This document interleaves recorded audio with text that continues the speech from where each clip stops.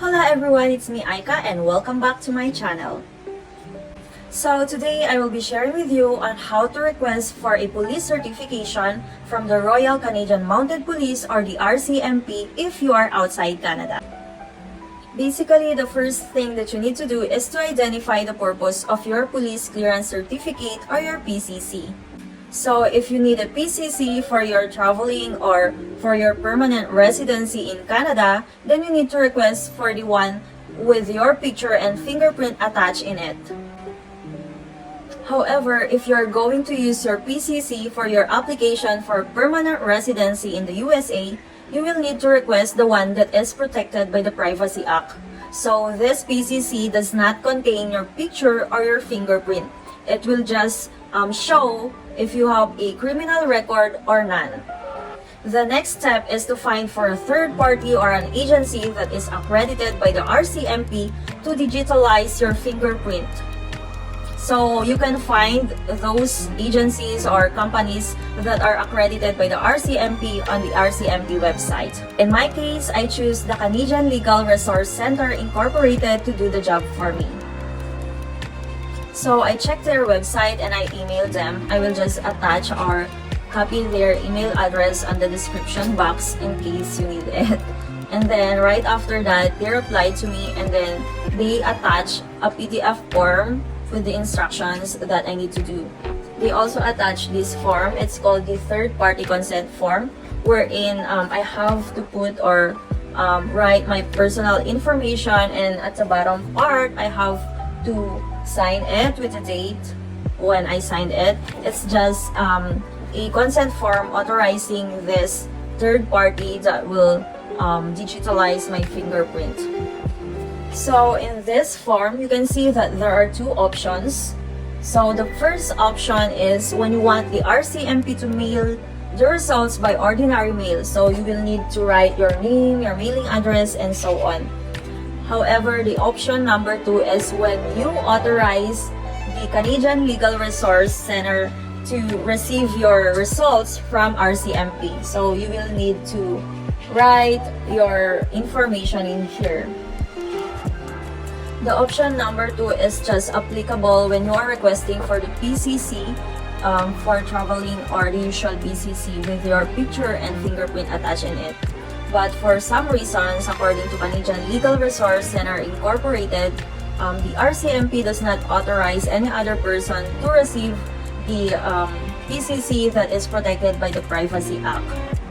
The second option is ideal for people requesting for PCC that needs it as soon as possible. So if it is not the Privacy Act PCC, then you have to authorize the third party to receive it, because ordinary mail will only take 2 to 4 weeks for Canadian territories. However, if it is being sent to an international recipient, it will take 6 to 8 weeks. So it is better to have it or to send it to your third party company agency, and then they will be the one to send it to you personally. Aside from that, the Canadian Legal Resource Center Incorporated also attached this form.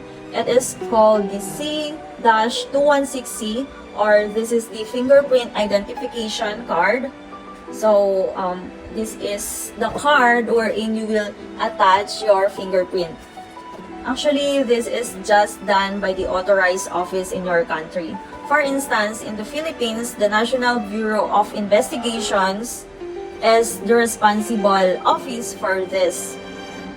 But right now, they are also authorizing the Philippine National Police, your local PNP, to assist you in this fingerprinting.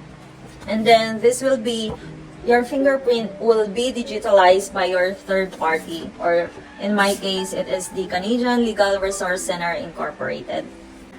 For better visualization, I will show you the two types of PCC from Canada. So this is the first one. This is the PCC that is not protected by the Privacy Act. So this is the usual PCC, where picture and fingerprint are attached in it.